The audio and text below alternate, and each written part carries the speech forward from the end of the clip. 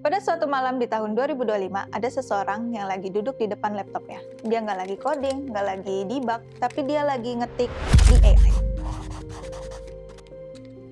Dan 3 menit kemudian, ada aplikasi beneran di layarnya. Dia nggak punya background coding, nggak pernah belajar programming, dia cuma ngetik. Dan ini mengubah segalanya, setidaknya untuk sekarang. Kalau kamu aktif di dunia teknologi awal 2025, kamu pasti pernah ngeliat ini. Video orang bikin website dalam 10 menit, thread startup yang selalu code base-nya ditulis AI, orang-orang yang literally belum pernah coding seumur hidup, tiba-tiba bisa deploy aplikasi ke internet. Semua pada ngomongin hal yang sama, vibe coding. Tapi sekarang, beberapa bulan kemudian, suasananya udah beda. Hype-nya udah mulai adem, dan pertanyaannya pun udah bergeser. Bukan lagi, gimana cara vibe coding, tapi tunggu, ini beneran works nggak sih? Di video ini kita bakal bahas semuanya.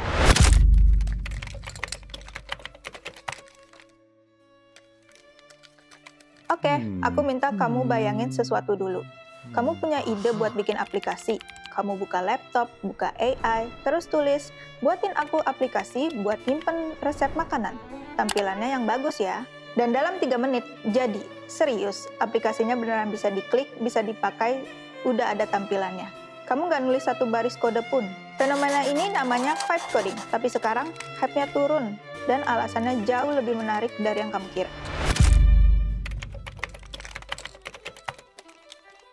Awal 2025, Andre Karpathy, salah satu orang paling berpengaruh di balik OpenAI, posting sesuatu yang kelihatannya biasa, tapi langsung bikin ribut satu internet.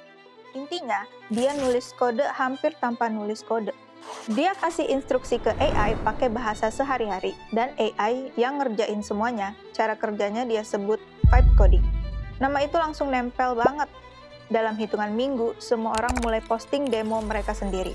Ada yang bikin website portofolio dalam 15 menit, ada yang bikin bot Telegram tanpa pernah belajar Python sehari pun, ada startup yang ngeklaim produk mereka dibangun hampir sepenuhnya sama AI. Ini udah bukan sekedar soal tools, ini udah kayak cara berpikir tentang siapa yang bisa jadi programmer. Ada beberapa hal yang terjadi bersamaan. Pertama, pintu masuknya tiba-tiba hilang. Selama ini, belajar coding itu butuh waktu, berbulan-bulan, kadang bertahun-tahun.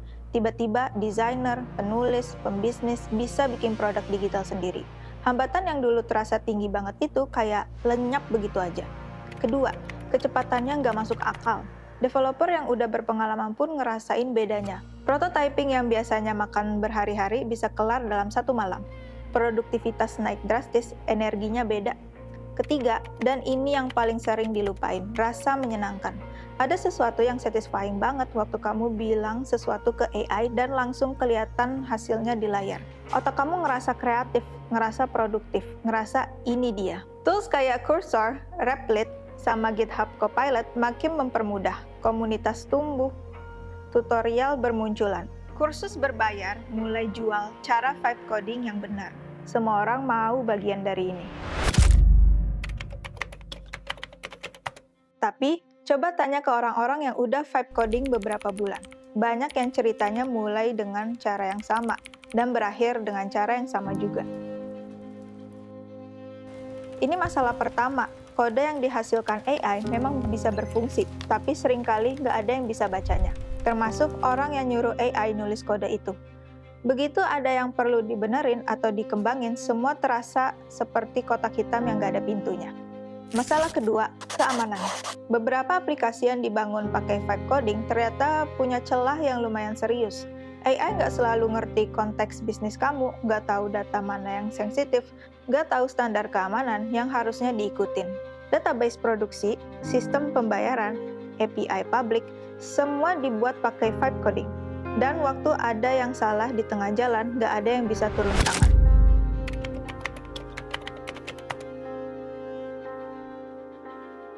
Yang menarik, kritik paling keras bukan datang dari orang luar, tapi dari komunitas teknologi itu sendiri.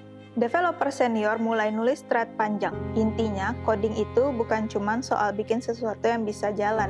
Ini soal bangun sistem yang bisa dipercaya, yang bisa diperbaiki, yang bisa tumbuh seiring waktu. Dan semua itu butuh pemahaman yang nyata, bukan cuma skill kasih instruksi ke AI.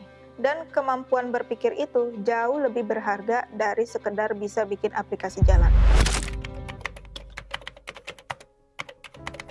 Vibe coding bukan scam, dan ini bukan masa depan yang gagal total juga. Buat prototyping cepat, eksplorasi ide, atau tools kecil buat kebutuhan sendiri, ini masih luar biasa berguna. AI memang udah ngubah cara kita kerja, dan itu nyata. Tapi ada satu hal yang jadi jelas banget setelah semua ini. Pemahaman itu nggak bisa di-outsource. Kamu boleh minta AI yang nulis kodenya, tapi tanggung jawab atas apa yang dibangun. Mungkin itulah pelajaran sesungguhnya dari naik dan runtuhnya vibe coding, bukan bahwa AI nggak berguna, tapi bahwa tools yang paling powerful sekalipun tetap butuh seseorang yang ngerti cara pakainya dengan benar. Kalau menurut kamu, vibe coding ini lebih banyak manfaatnya atau negatifnya? Tulis di komentar. Kalau video ini berguna, jangan lupa like and share.